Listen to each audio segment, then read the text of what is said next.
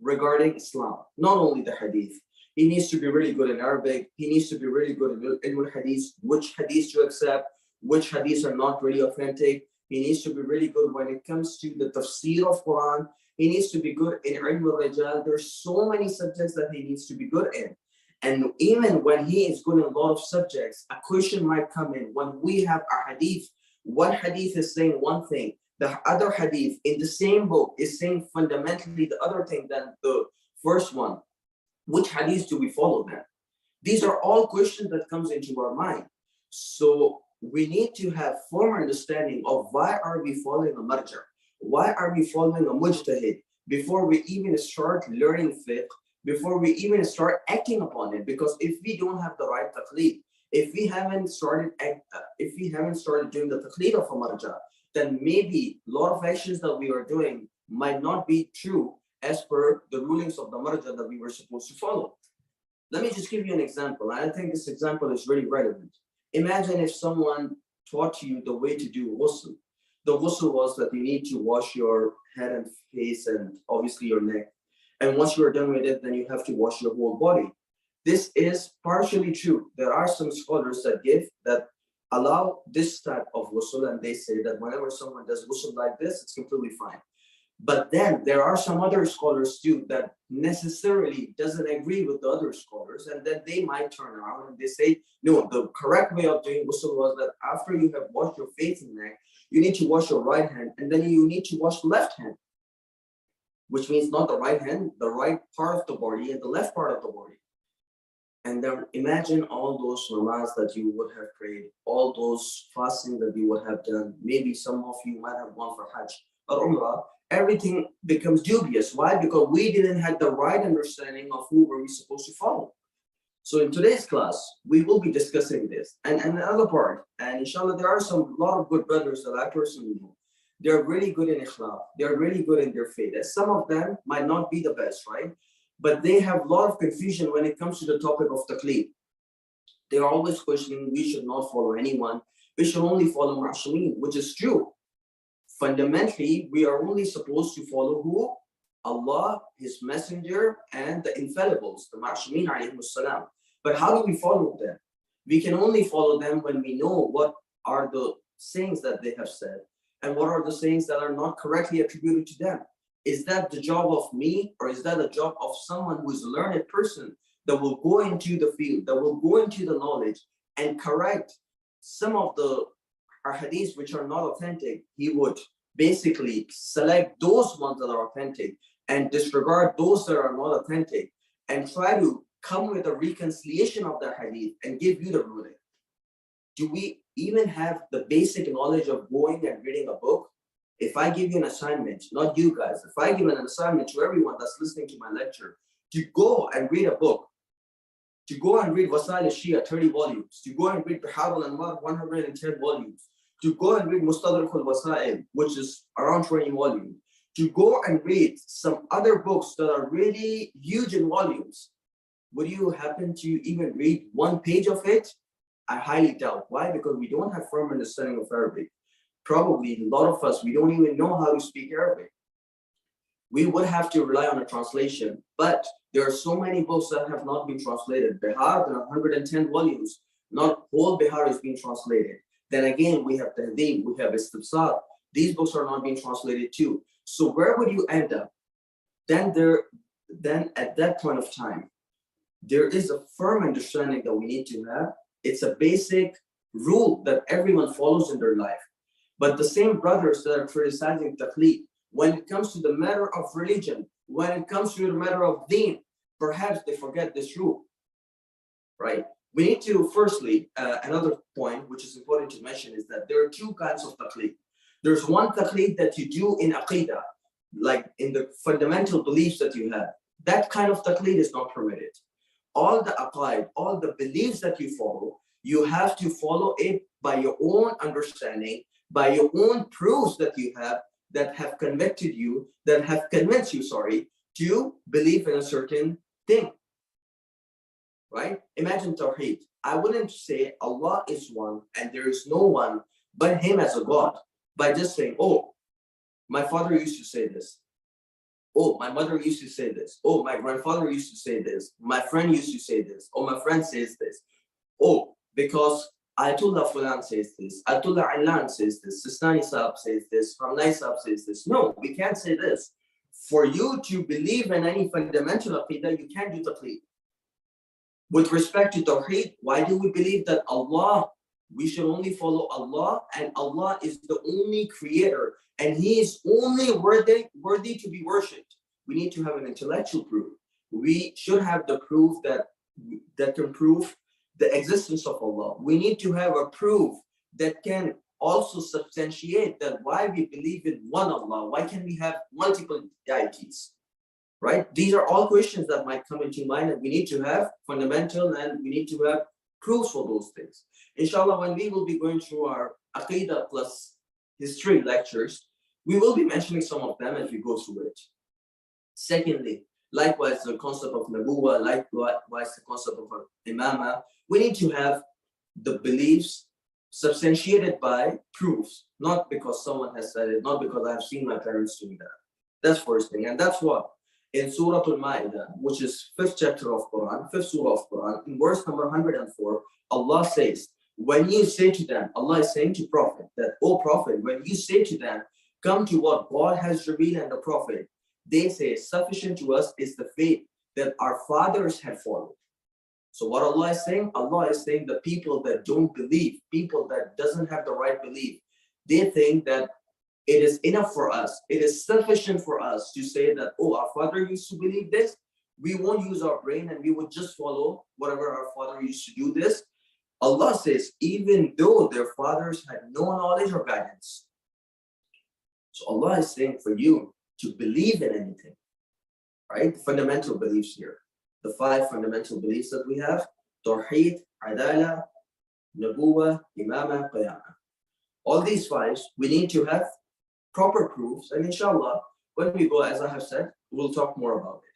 But when it comes to the matter of fiqh, when it comes to the matter of jurisprudence, when it comes to the matter of actions that we need to do, once we have established Allah is the only one to be worshipped, Prophet Muhammad and other prophets came as a guide, and Prophet Muhammad was the last messenger of all. Prophet Messenger appointed Amir al-Mu'mineen alayhi salam, and after Amir al-Mu'mineen, there are 11 more A'immas that we need to follow. And in total, there are 14 infallible beings, including Sayyid Zahra and Prophet Muhammad, that we believe were fundamentally infallible. They didn't sin, they didn't err, and they were the perfect beings sent by Allah on this earth. And if we believe Allah cannot do injustice, Allah, whatever actions Allah do, is dictated by perfect justice that Allah has established. And fifthly, and finally, if we believe that on the day of judgment, we all will be raised up again, and then Allah will do our accounting. And when Allah will do our accounting, then people will go to Jannah, or then people will go to hellfire, and other details that are being relevant to this topic. So if we have the right beliefs, if we have the right understanding of these 5 things, then it comes to the matter of actions, that how should I know whatever actions I'm doing, whatever worship that I'm doing, whatever way I'm praying is right. Then there are 3 ways that you can establish that. Shias of Ahlul Bayt alayhimus salam, Ahlul Bayt alayhimus salam, they don't want us to follow just for the sake of following. There are 2 more options that we can use. First option is that you become mujtahid yourself. That's the best option that we can have. We need to have people within our community that can just go and become a mujtahid. They need to be there for 20, 25 years, study the deen properly, study Arabic, ilm al-hadith, ilm al-rijal, ilm al-tafsir, and all the manuscripts and stuff that we need to, and that 20, 25 years, 30 years, whatever number of years it takes, that person becomes a mujtahid himself. That's the best option that you can get, right? But if you're not able to become a mujtahid, and almost all of us are listening to this lecture, even me that is delivering this lecture, I'm not a mujtahid and you are not a mujtahid, and probably chances of us becoming mujtahid is really negligible. Then in that second way, you can do ihtiyat. What is ihtiyat? Ihtiyat means to follow precaution. What is precaution?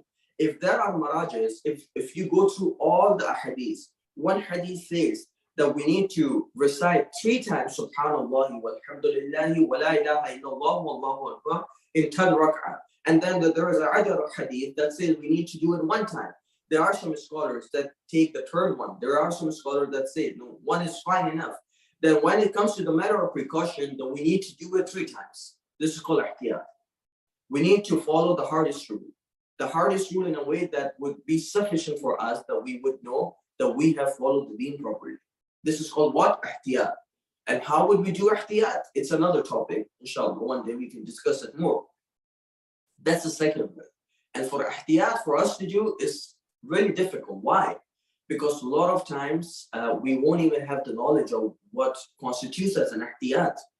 How would I have the knowledge of all the maraji, all the scholars, or the history of whatever they have said? For this, I need to have firm knowledge of whatever their understanding was.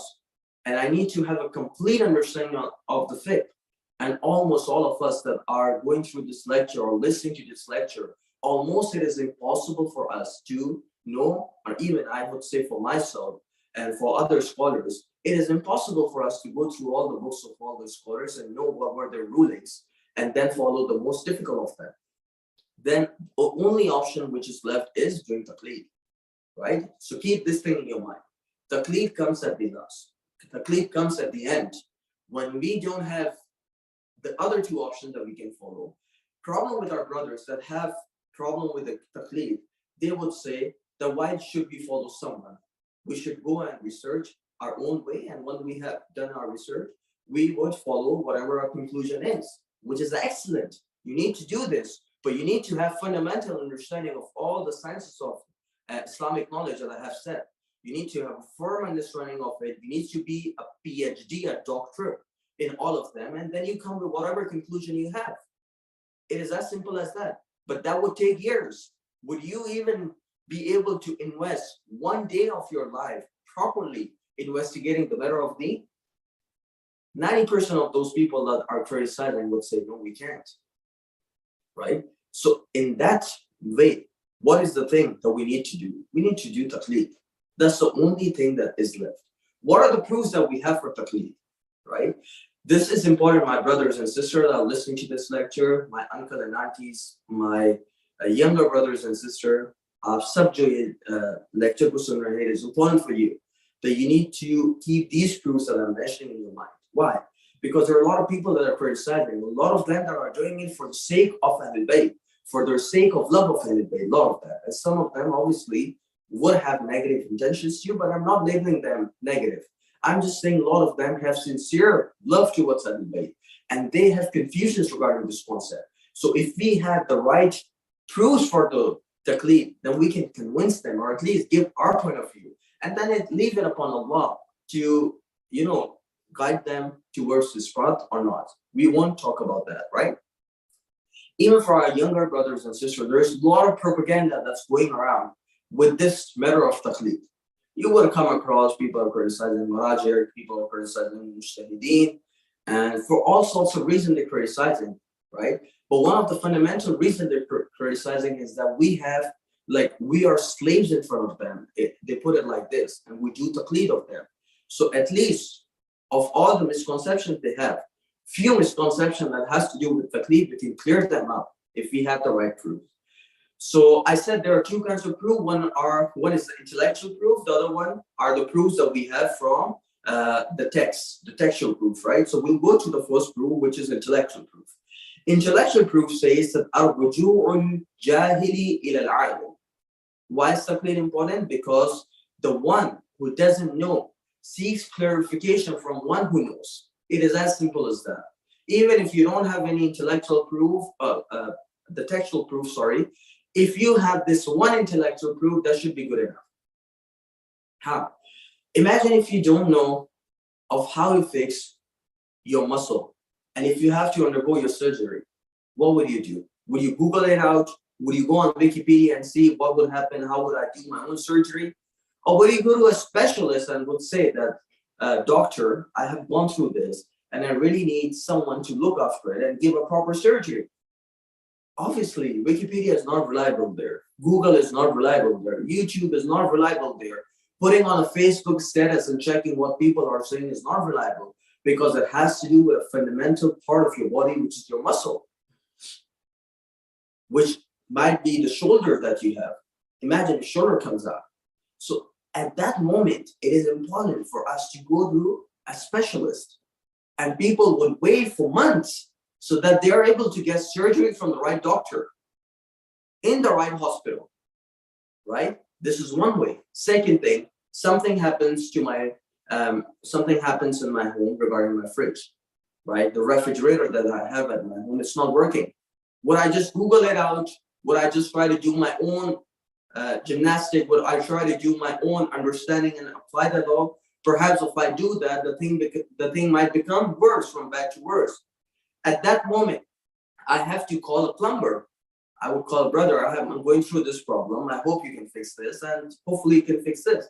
There might be a problem, someone who has a treadmill in his house, a treadmill is not working, right? There might be fundamentally so many things in your life that you go to a specialist. Why it comes to the matter of deen that we don't go to a specialist if we have a problem?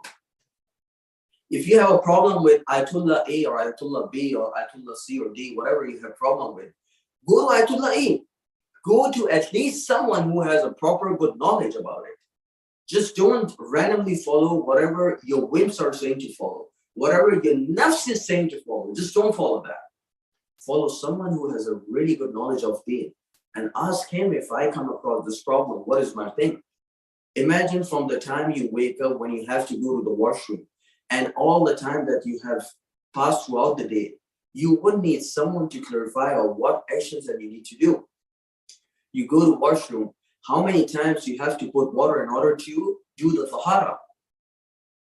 Will you just think random numbers? So 3 looks like a good number, 1 looks like a good number. No, we need to have proofs from the hadith of Ahlul Bayt. And who will give you those proofs? Who will give you those rulings? Are the marajih. Likewise, if we have other problems that are related to this, we need to go and seek knowledge from the person who's relevant. I can give you so many examples, and obviously, in all those masail, you need to follow someone who's really knowledgeable in it, right?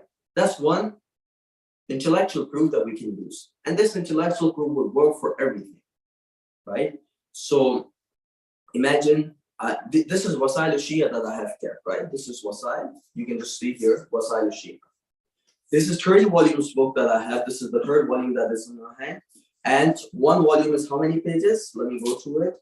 So it's 550 pages roughly. 550 pages, one volume, right? One volume, 550 pages, there are 30 volumes of it. And then there is another book called Mustadrak al-Wasail that has all those hadiths that are not mentioned in Wasail al-Shia. Allama Nuri Tabrasi mentioned those in Mustadrak al-Wasail. And that too is roughly around more than 15 volumes, 15 to 20 volumes roughly. I might not be right precise with the number there. Can you even go through this book? Can you even read the title of this book? What does the title say? If we don't even know how to read the title and how to read what's in it, if we have a masala, who would we go through? This is page number 188, 189. Can you read me all this? Of course not. Because we don't have the right understanding of how to read the hadith of Ahlul Bayt, how to read the chains, how to read the text of the hadith.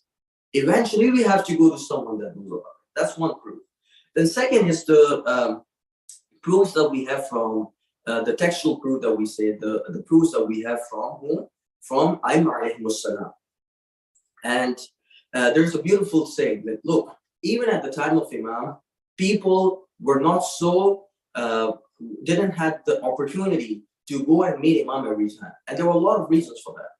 One reason was that Imam was living really far away. Imagine Imam is living in Medina, and the person is living where? Person is living in Masjid, right? In Khurasan, as they say. A person was living in Qom. So for him to travel just to ask one masala, he has to travel so many kilometers. And in those days, we didn't have airplane, we didn't have train, we didn't have buses, we didn't have cars, we didn't have any kind of those things. The only way that you would travel is to ride on a horse or to travel on your foot. So if I have a masala, how would I ask someone. And if it's an immediate masla to ask, it's not a masla that I can wait for ages. Imagine someone having a masla regarding wudu. He cannot wait for 3 months to travel and ask Imam the masla. At those times, even Imam were not accessible as we would think. Not all Shias were living in Medina. Not all Shias were living in Kufa. There were a lot of Shias that were living all over the Islamic government there. When I say Islamic government, it doesn't mean the caliphs of that time were Islamic. What I mean to say, the Muslim government is the right word to say. Islamic is not the right word. At the end of the day, they were living under the Muslim territory, but even then they didn't have the access to Imam. Second problem, Imams sometimes were under the taqiyya, were under the rule of the government. Not everyone would be able to go and meet them and would be able to ask the masala. This was a second problem too. So there were so many problems that were related to go and ask the masail regarding Imam. So one of that person was named Shu'aib. Shu'aib asked Imam Sadiq alayhi salatu wassalam that if there is a need, who do we ask question of Sharia? Like when we have a need and when we don't know the answer to a question that might come across, who do we ask for masla? Who do we do TAQLEED of? Like TAQLEED can be a word that we can use here. Imam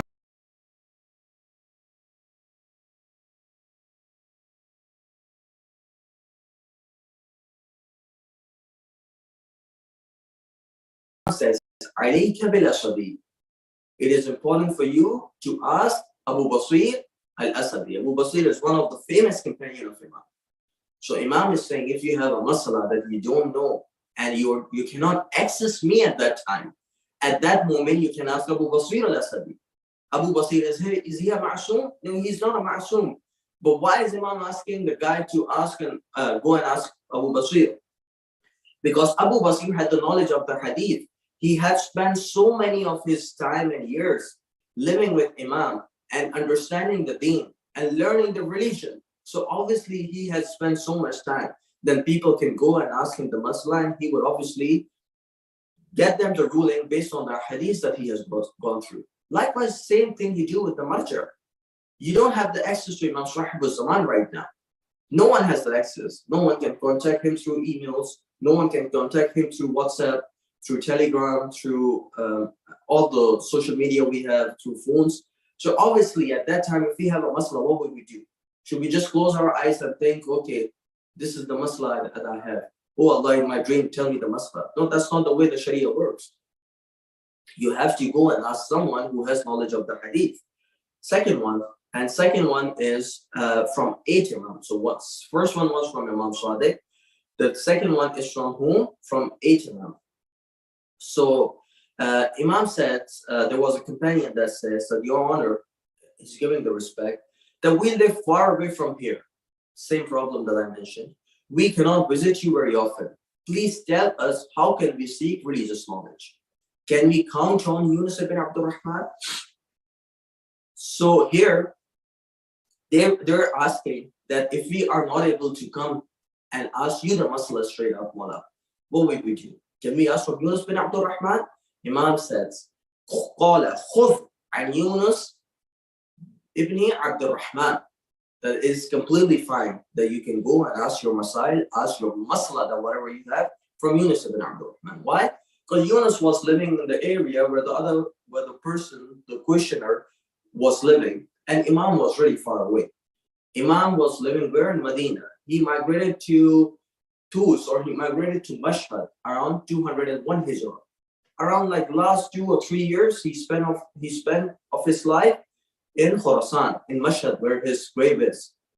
Generally, he spent almost more than 50 years of his life in Medina. So you can see completely that here, Imam is also asking for us, if we don't know the masala, to go and seek knowledge from whom? From Yunus ibn Abdul Rahman. And Yunus ibn Abdul Rahman is one of the most famous companions, one of the most authentic companions, and one of the companions who is being praised by Imam, alayhi salatu wassalam. And Imam would obviously spill so much love of his on Yunus ibn Abdul Rahman, because Yunus took all the time and learned the deen, and obviously helped the Shias of that time.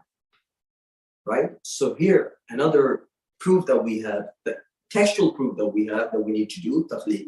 So it should be clear to all of the brothers here, there are more hadiths that we can quote, there are more proofs that we have, but obviously the time doesn't permit us to go through all of that. So whatever we have quoted should be sufficient for all of us and should be good enough for all of us to look over them and obviously correct ourselves if we are having some problems and some confusions regarding understanding this concept of taqleed.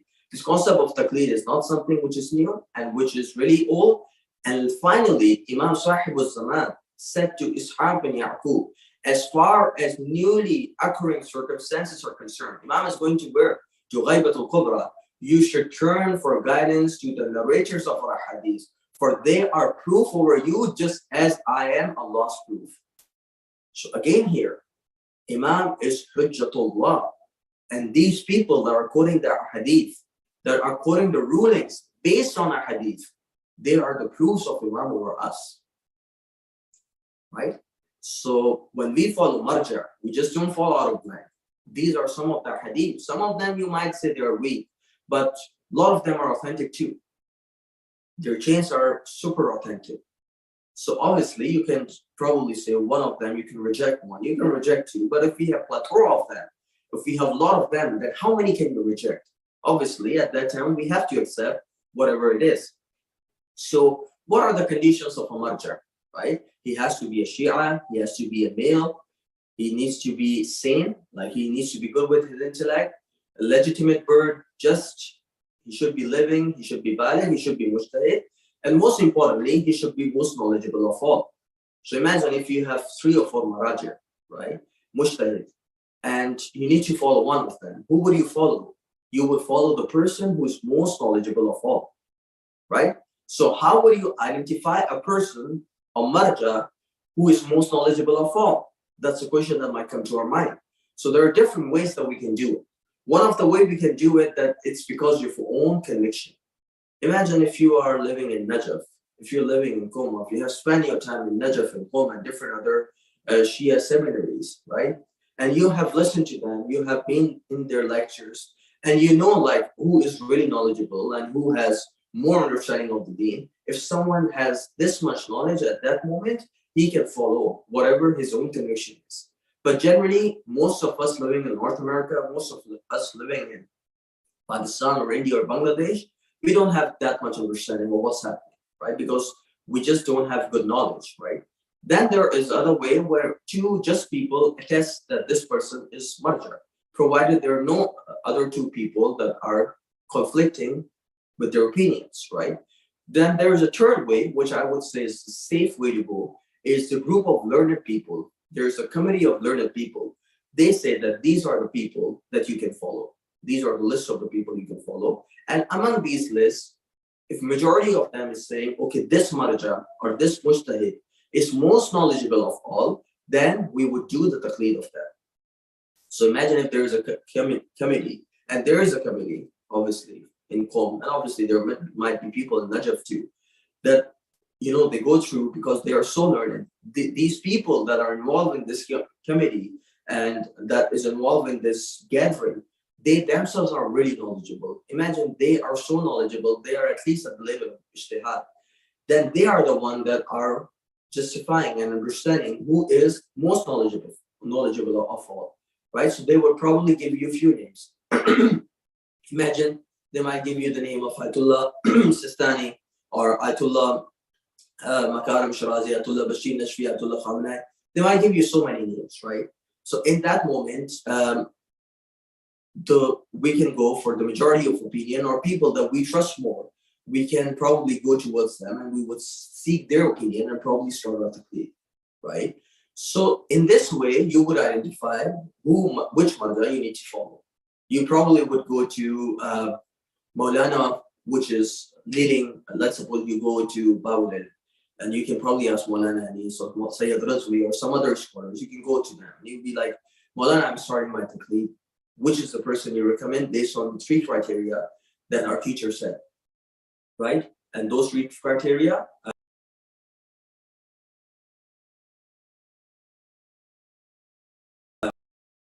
we have mentioned you in this lecture.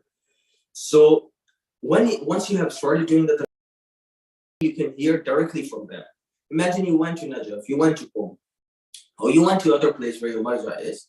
You went to meet him, you heard the masla from his own mouth. That's one way of doing it. Second way of doing it, when there are two just people.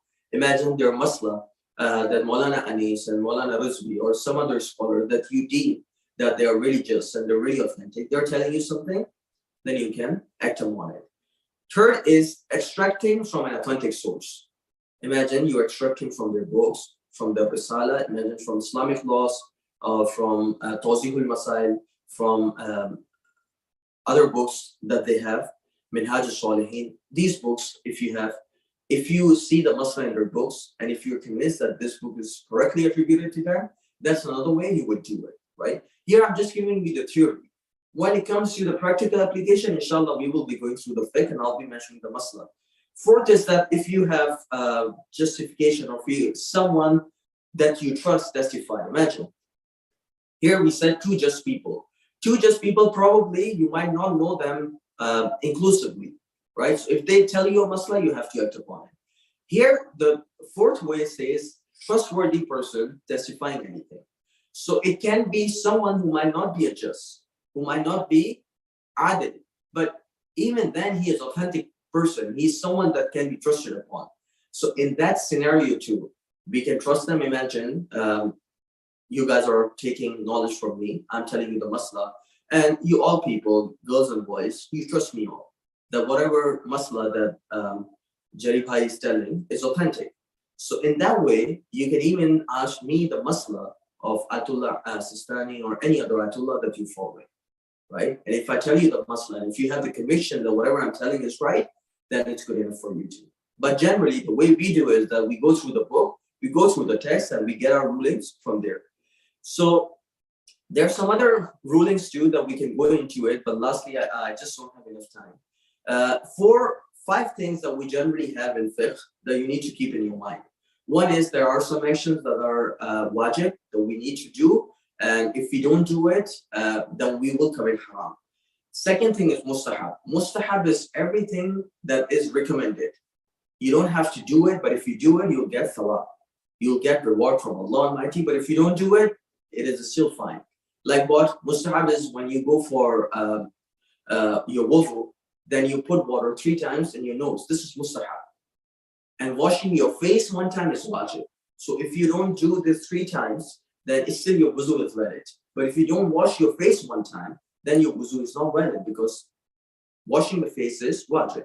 And putting the water in your nose is mustahab. Makruh. Makruh is anything which is disliked. Sharia doesn't want you to do this, but if you do it, then again, it's not a haram thing that you committed.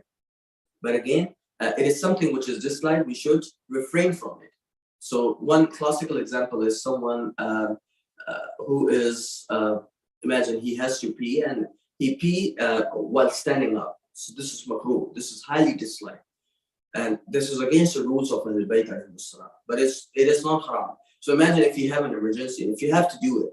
So it's not a haram thing that you're committing, right? But still it's something which is disliked. 4th thing is haram. Haram is everything which is impermissible to do, right?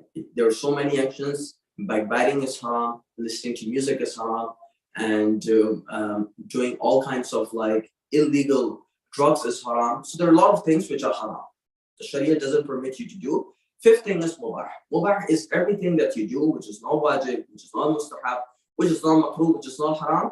Finally, a lot of actions we do, we drive our car, we sit on a chair. These all things are mubah, right? These all things, they don't have a reward and they don't have any punishment too. So a lot of actions when we do in our life are what? They fall under the category of mubah. So inshallah, with this, we end our lecture for today. And all the questions that our students might have, they can ask. And sorry, I just overpassed 2-3 minutes more.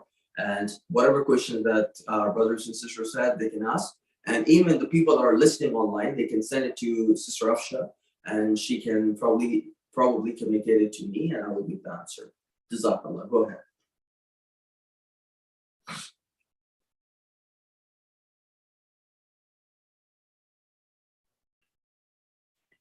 Yes, you can start asking the question, please, Sajjad.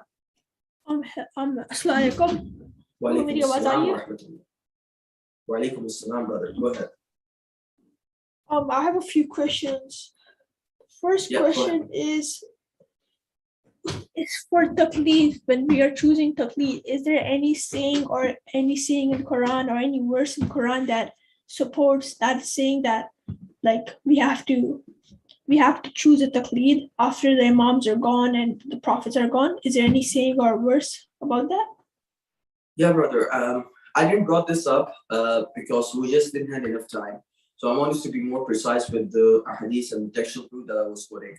But if you go through Surah Tawbah, verse number 122, it says that why should not there go forth a group from each of their sections to become learned in religion and to warn their people when they return to them so that they may become cautious.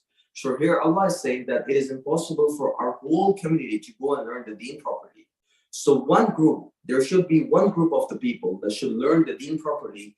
And when they come back, they should warn the people that are living under that community. So this is a general way of understanding it. A more specific way of understanding is that there are some scholars within the whole Shia community. So one time you're talking about North American community. One time you are talking about the people living in Toronto. One time you might be talking about the people living in West. But here, if we think of as a community of the whole Shia community as a whole, then there should be people within them that should become mujtahid, and they should warn the people. When it comes to warning, it means telling them the masail of the deen. It means telling them about the masail of everything that a person might come across, and tell them the right rulings from Ahlul Bayt alayhi salam, from Quran, and then the people will follow them, and then it might lead to, obviously, to the Jannah or wherever it will lead to. So this is one of the proof that we can use, and there are some other things too, but sufficient is one proof for you right now.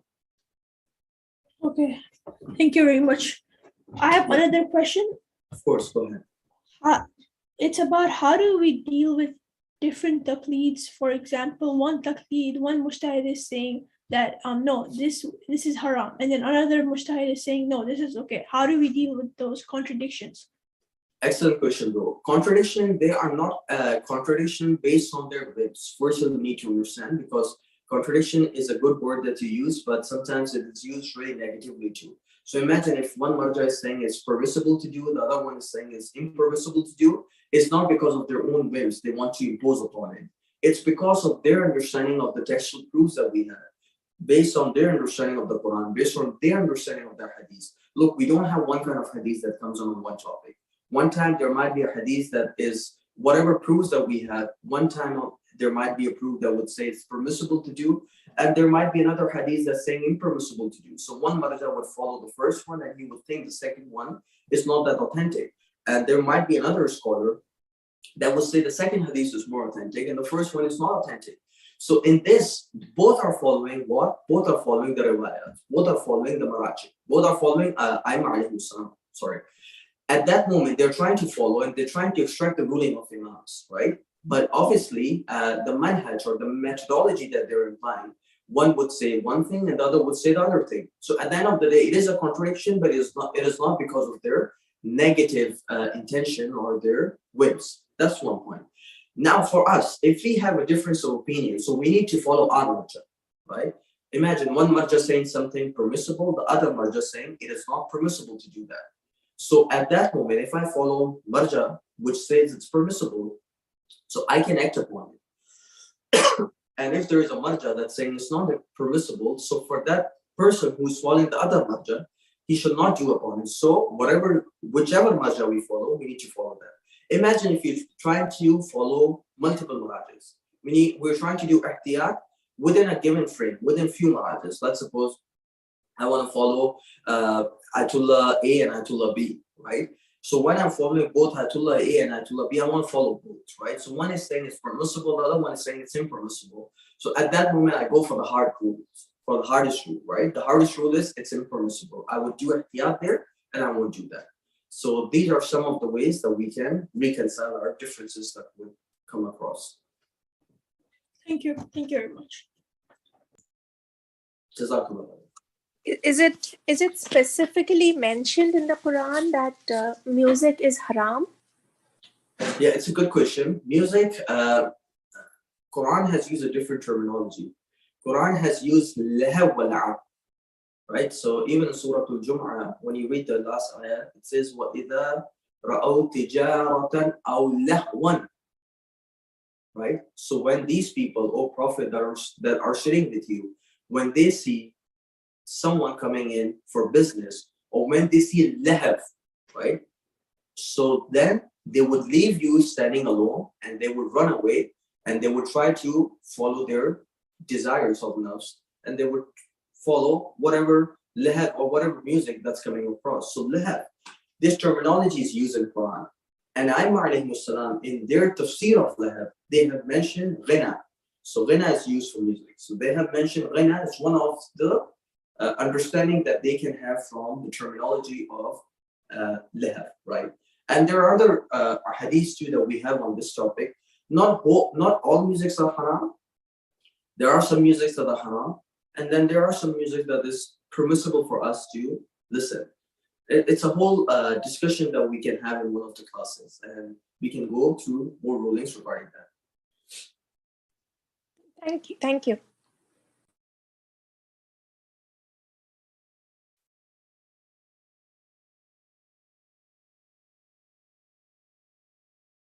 Are there any more questions?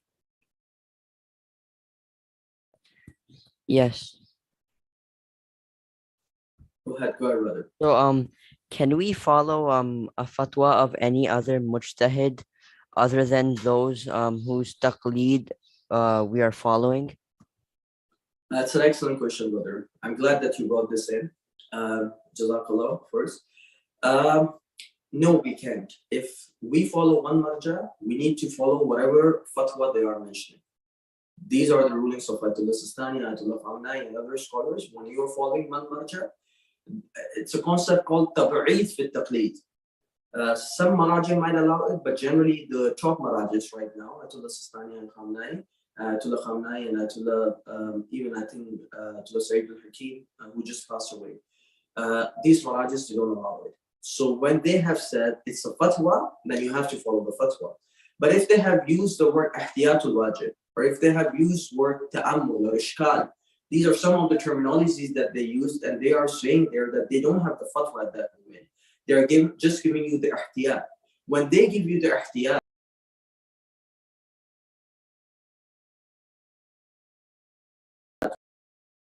or when they use the word ihtiyatul wajib or ishkal or ta'ammul, these kind of terminologies, here they're saying they don't have ihtiyatul wajib, you have to do this, right? So imagine you would go at that moment, you would see who is fal-a'lam, who is the most knowledgeable marja after the marja that I'm following. So you would see what he has said in this regard.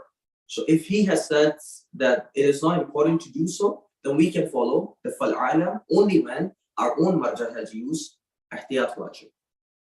Is it clear? A little bit better? So if marja has given a fatwa, you cannot go to the next marja. But if he has used ihtiyat, then we can go to the most knowledgeable second marja. Does it make sense to you? Yes, thank you. Yeah, no problem. Go ahead. I also have a question. Go ahead. So kind of like, let's say we were following one mujtahid for a day, but then the next day we decide to follow another one. Can we go back to that previous one, or like, no? Look, the thing is that it's not based on your whims, brother. We need to do a proper investigation, and when it comes to investigation, I have given you some of the methods. You need to consult your parents, and your parents might take you to some of the people that are knowledgeable in this field. I would highly recommend you to the people to go and seek knowledge from their own maulanas of the Masjid. Almost all the Imam Barkas that we have, we see different maulanas coming in, and different maulanas are leading the prayers, right? So they would be so glad if you go there, you go to them and you ask them the masla, and you'd be like, Maulana, I'm starting my taqleed. I would need your opinion, and I would need your opinion not as your own personal opinion, as someone who is quoting the committee, you know, the committee that we mentioned, who has given the names of the Maraji. Within those committee, there are some scholars that have positive views towards following one marja over the other. So we need to have that kind of conviction. And once we have that kind of conviction, it's easy.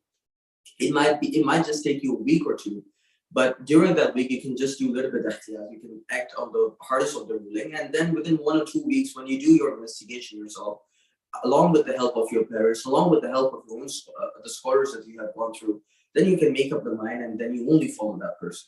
It's not that, oh, this marja has a difficult ruling, I'm not following him. This marja has an easier ruling, I'll follow him. This is not the way the things work, right? So we need to be really, really good when we select one. And if our research determines that someone was more knowledgeable than the other, so we need to follow the most knowledgeable, and we need to discard the taqleed that we have started, and we'll go to the next one. Go ahead.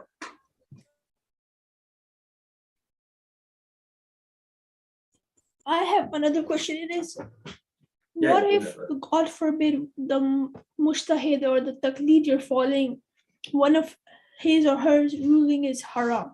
I mean, yeah, what if one of his or rulings is like false? Like, God forbid. Okay, that's a really excellent question, brother. The reason I'm saying these excellent questions is these are the questions that should come to your mind, right?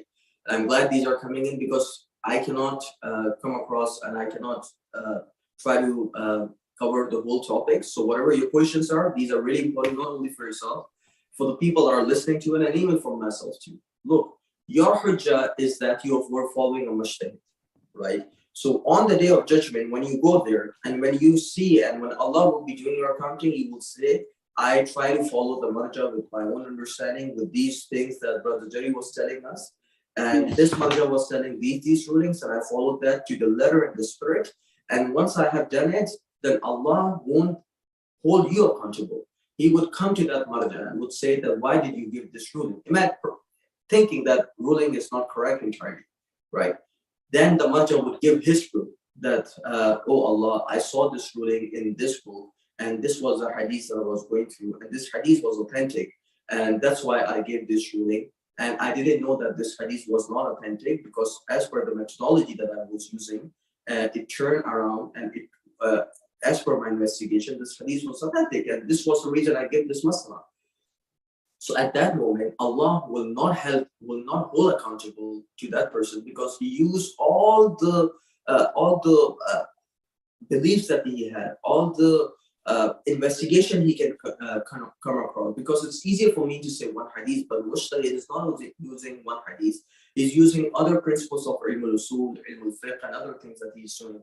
When he applies all of them, and then when he comes to a ruling, then obviously he can explain that in front of Allah on the day of judgment. And obviously Allah will know that he had sincere intention. He was trying to come to the right ruling of Ahlul Bayt. And even if it turns around that the real ruling was different, Allah will not hold him accountable because of the immense investigation he has done on his part. So It should be fine. Like, it should be fine in this way, based if the research was done, if the investigation was done properly. Not based on the whims, not based on like, oh, I wish I want to follow this, I want to follow that. No, that's not right. Okay. You got my point a little bit. Yep. Okay, go ahead. So we only have 2-3 minutes left. So we will try to wrap it up. If someone has a question, then we will leave it to the next class, and inshallah we will address those questions into the next one. Okay, we can end with dua Imam Zamana. Okay, is there any other questions that someone might have? They can ask. We still have 2-3 minutes, so I can still answer them. Anyone who might have a question right now.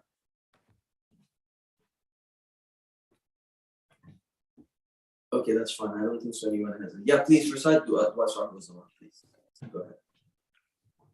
أعوذ بالله من الشيطان الرجيم بسم الله الرحمن الرحيم اللهم كل وليك الحجة ابن الحسن صلواتك عليه وعلى آبائه في هذه الساعة وفي كل ساعة وليلا وحافظا وقائدا وناصرا ودليلا وعينا حتى تسكنه ورزقك طوعا وتمتع فيها طويلا برحمتك يا أرحم الراحمين.